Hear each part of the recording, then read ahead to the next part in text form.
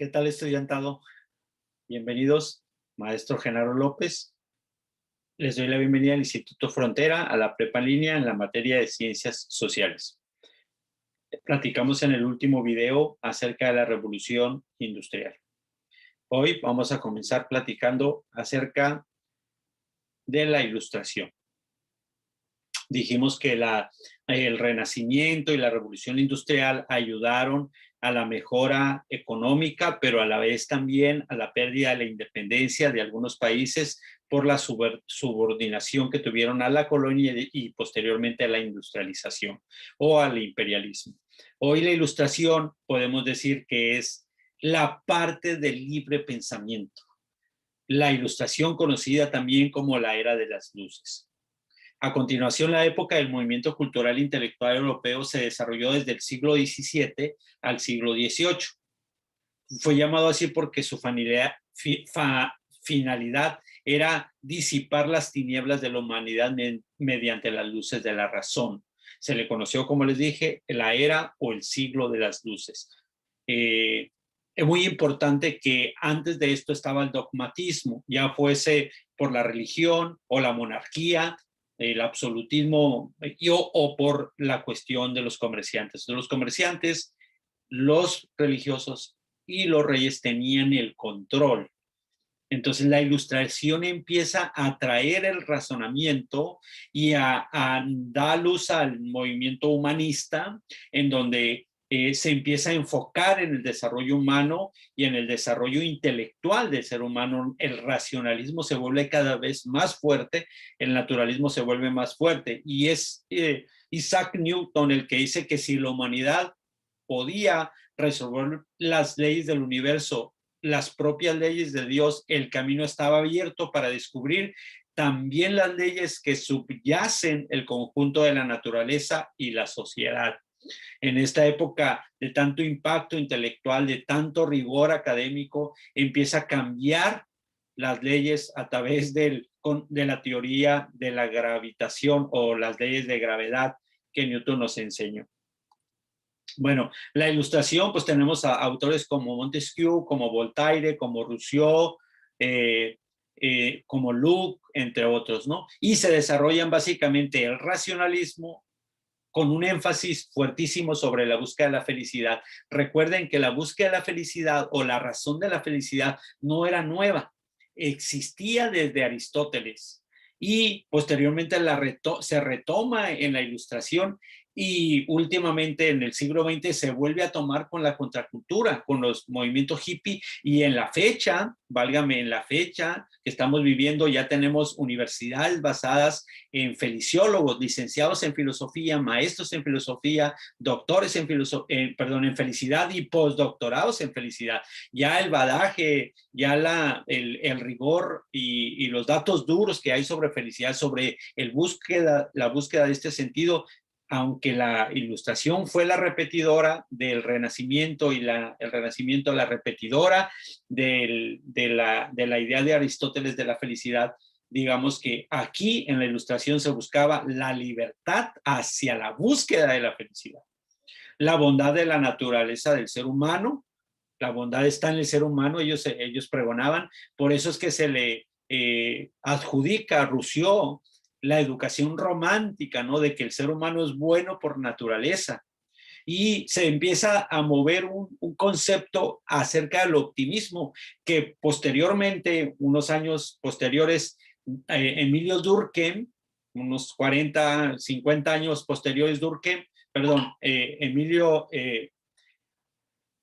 Comte empieza a enseñar acerca del positivismo, que el positivismo se convierte en la sociología. El positivismo, ¿por qué? ¿Por qué ver las cosas de manera óptima? Bueno, según Comte, porque la revolución industrial había dejado muchas mermas económicas y la revolución francesa había dejado una división política y social muy fuerte. Entonces él decía que haya orden y progreso, como les he explicado en otros videos. Y entra en vigor la muerte del dogmatismo, nace el laicismo o laiquismo o la educación laica. No tenemos por qué estar enseñando teología en nuestras escuelas. Esto es lo que se empieza a desarrollar en el tiempo de la racionalidad. Se empieza a olvidar la fe y se empieza a ir a la razón, a la comprobación de la razón, a la argumentación filosófica.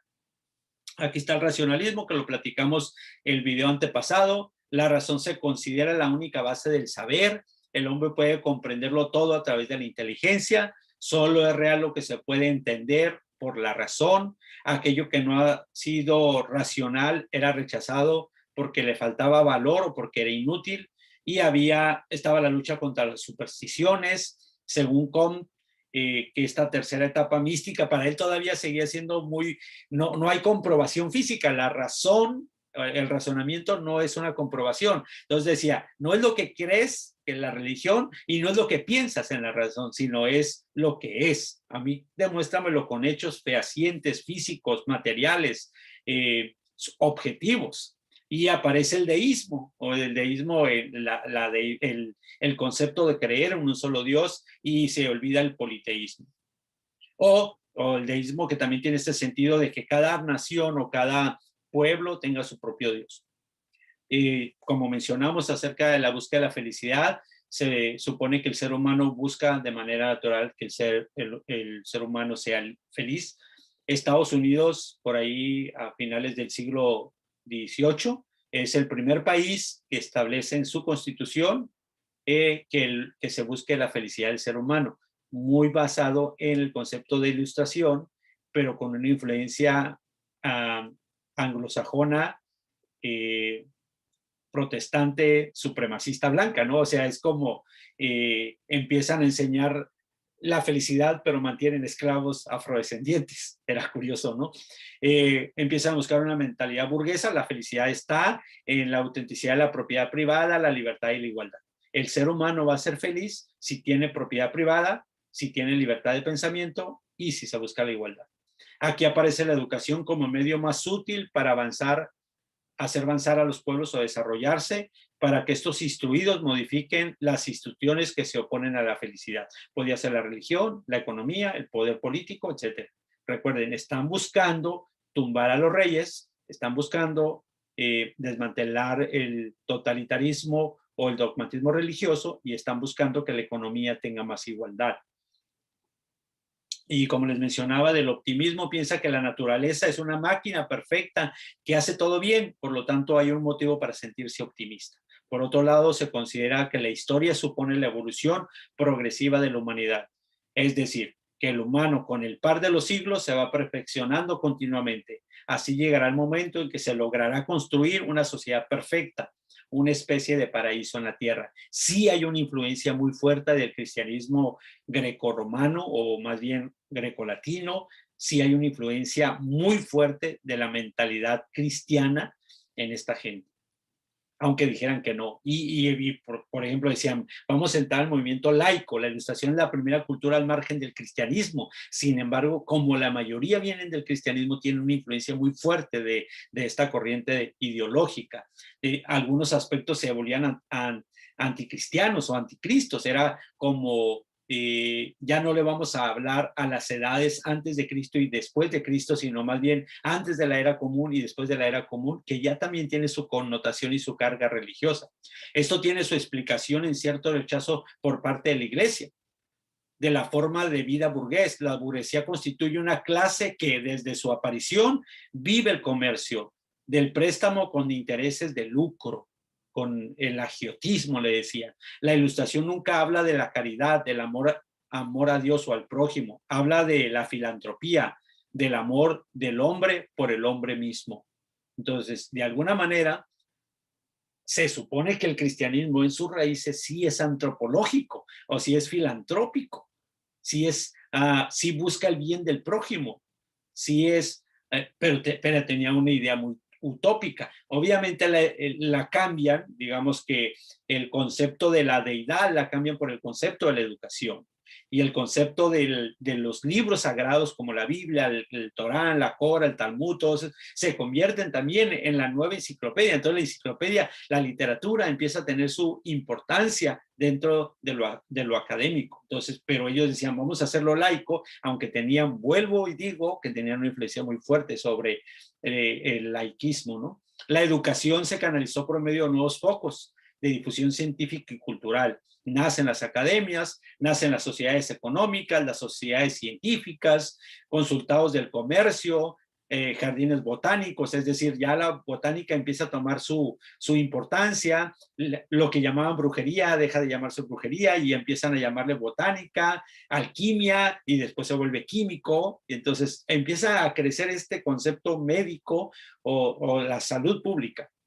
Hacen observatorios astronómicos, entonces la astronomía se convierte en la astrología se convierte en astronomía y le empezamos a dar sentido a lo que antes era místico o era digno de ser muerto o de ser quemado en la hoguera o de ser perseguido, a tener sentido científico de las cosas. Empiezan los gabinetes de la física y ya ahorita ya estamos hablando de física cuántica, de metafísica, etcétera, ¿no? Pero en ese momento eran todavía cosas como muy perseguidas, no eras digno de ser metido a la cárcel por tus ideas. Rousseau era considerado un pedagogo del siglo XVIII que se considera el padre de la pedagogía romántica. La educación es muy importante porque tiene la virtud de formar hombres y a través de ello podemos hacerlos generosos, felices o malvados.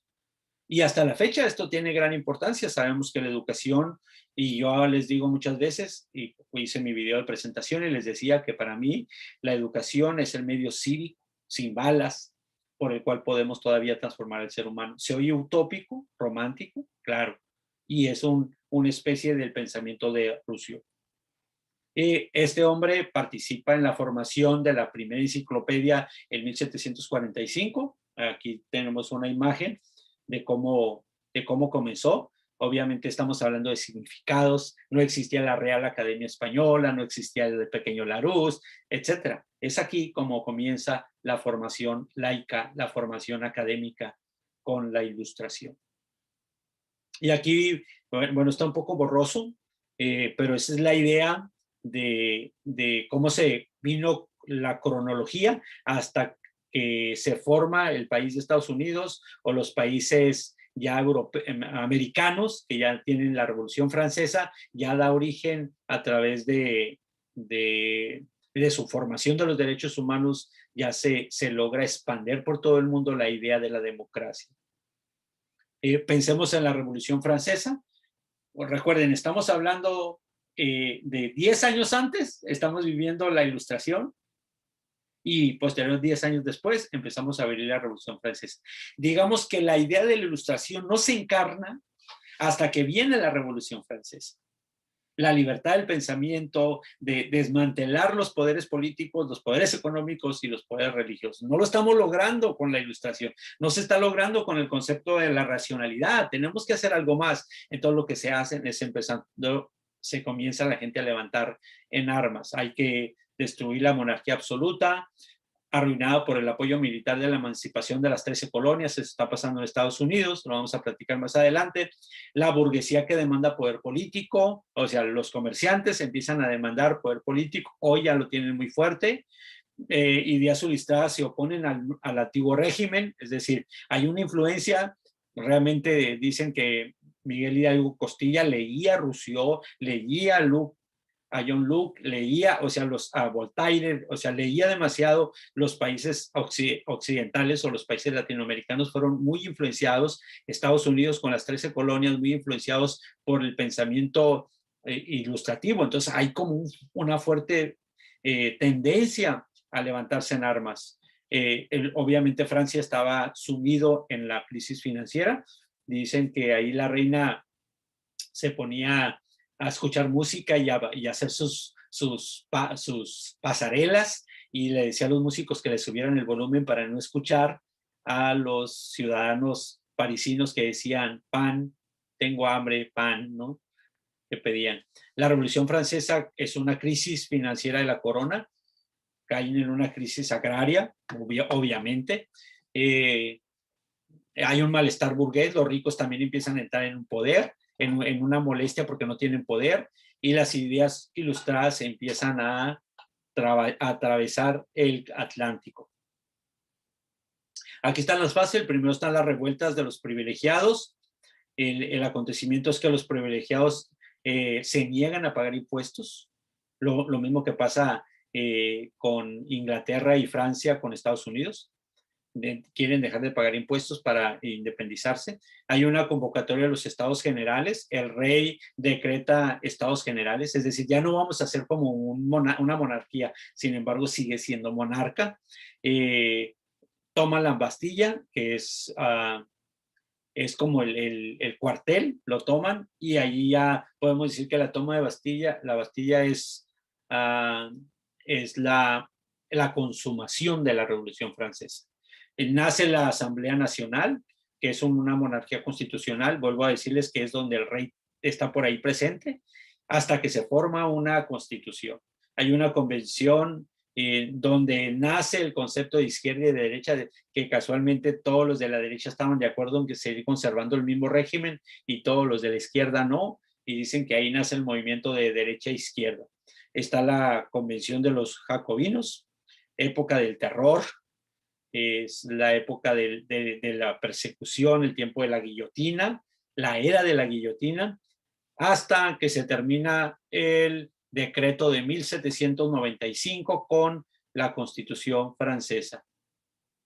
Eso realmente dura más o menos como unos 10 años, esta guerra, este pleito entre el poder político, religioso y económico contra el pueblo. Voy a platicar un poquito más. Está la revuelta de los privilegiados, que lo protagoniza el clero y los nobles. Se oponen a pagar impuestos. El rey destruye al ministro de Finanzas el 5 de mayo de 1789. El 5 de mayo de 1789, el noble pide un voto a Estado y obviamente se convierte en el tercer estado. Vuelvo al punto: el religioso, el político y el económico, 3 estados que posteriormente se convierten en el poder ejecutivo, el poder legislativo y el poder judicial. Era la idea, ¿no? Pues hacen una asamblea constituyente. La palabra constituyente significa cuando todo vuelve a comenzar. Tijuana, por ejemplo, no era un territorio, Baja California era un territorio, no un estado, y cuando ya lo convierten en estado, entonces hacen un constituyente. Los primeros diputados, los primeros senadores, el primer gobernador, el primer presidente se convierten en constituyentes, que son los que constituyen o articulan en la estructura política de un área geográfica. Son rodeados por el ejército y el pueblo ya vasto, el pueblo enojado, ya asaltan la Bastilla y la toman, ¿no? Y en 1789 se hace una declaración de los derechos del hombre y los ciudadanos. Derechos naturales, la libertad del individuo, la propiedad privada es sagrada e inviolable, la resistencia ante la opresión. Digamos que de alguna manera el socialismo termina con esta idea francesa. La monarquía constitucional es la convención nacional. Aquí se busca la labor de la asamblea constituyente, como les dije, la primerita. Será abolir los derechos señoriales, o sea, quitarle la monarquía, la nobleza y el poder religioso, decretar los derechos del hombre, que sea dirigida ya a los moderados, ya no a los liberales ni a los conservadores, y darle forma jurídica a la monarquía constitucional. ¿Qué pasa? El rey y los privilegiados no aceptan el grado de los cambios. El rey intenta huir, pero es descubierto y es asesinado. Bueno, lo regresan, pues lo matan a toda su familia. El pueblo de París protagoniza una segunda fase de la revolución, asaltan el palacio y se proclama la república en septiembre de 1792. Y hasta 1993 se hace una asamblea legislativa y dominan los republicanos moderados girondinos, que se llamaban. En 1793 se establece la república y el sufragio universal, pero también se conoció como la Convención Jacobina o el territorio. nuevos tribunales de justicia rápida contra los contrarrevolucionarios, y entonces la doctrina del terror o la campaña del terror era la guillotina, y mataron al rey y 300,000 ciudadanos. Es curioso que todos los que comenzaron la Revolución Francesa les cortaron la cabeza. Está pasando en este tiempo y lo vinculo con los países latinoamericanos que han sido socialistas, como Perú con Fujimori, mm, bueno, pusamos este ejemplo, el cuate cambia que el presidente sí pueda ser juzgado y al primero que juzgan es a él. En México, López Obrador está cambiando una ley que ya creo que entraba en vigor el día de hoy, que es 23 de febrero, y en el que se puede juzgar a los presidentes. Puede ser el primer juzgado, es curioso, ¿no? Pero ya está pasando eso en América Latina en varios países. ¿Qué es jacobino? Es una fuente de políticos, es una forma de pensar política que tenían ideas de acción revolucionaria, radical y extremista, y fueron liderados por Robespierre, y querían matar al rey, y así lo hacen. Y los jacobinos están entre los centralistas e izquierdistas de la Asamblea Constituyente. Es decir, no son de derecha, son centralistas, centroizquierdas. Y están los culetes también, eran una especie de partido político que eran contrarios a los otros, y se consideraban el pueblo que no era pobre, y tomaban el control del país por un tiempo. Al estar el enemigo que atacaba a Francia en ese momento, que era el gobierno de Austria, cerca de la ciudad, ellos tomaron prisioneros a los políticos, mataron a 1,600 prisioneros políticos. O sea, violaban los derechos de los ciudadanos. Y lo que les mencionaba de la era o el reinado del terror abarcó un periodo del 93 al 94, y que era la represión de los revolucionarios mediante el recurso del terrorismo del Estado, y eran degollados. El directorio de 1795 a 1909, que así se llamó, que la república vuelve a mano de los moderados, o sea, ya no de izquierda ni de derecha. Se promulga y se establece un directorio como no es una constitución, es como directrices compuestas de 5 miembros elegidos por la Cámara de Ancianos, era como un gabinete. El legislativo se repartía entre las cámaras de ancianos y la Cámara de 500, los cuales proporcionaba el directorio, elaboraban y sancionaban las leyes. Hoy estos cuates podrían representar la Cámara de Diputados a la de senadores. Eran represión a los jacobinos, que dijimos que eran los centro izquierda, y las victorias militares que estos tuvieron fueron suficientes para destacar a un joven general llamado Napoleón Bonaparte, que posteriormente este señor intenta venir con su hermano a México. Ya lo vemos más adelante. ¿Qué consecuencias se tiene? La abolición de la monarquía absoluta, y se proclama la república, eliminando las bases económicas y la sociedad del régimen antiguo. Surge la creación de una república con corte liberal, se difunde la Declaración de los Derechos del Hombre y los Ciudadanos, la separación de la Iglesia y del Estado, y esto da pues el laicismo. La burguesía amplió cada vez más su influencia en Europa y se difunden las democracias, nos alcanza.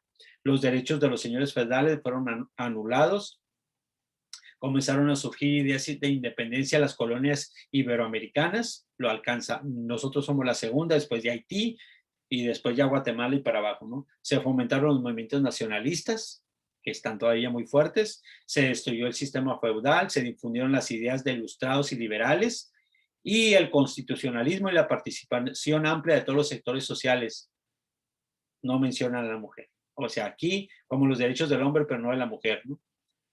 Bueno, sigamos aprendiendo. Hasta aquí nuestra clase. Los veo en la próxima transmisión. Muchas gracias por su atención y estamos en contacto a través de la plataforma.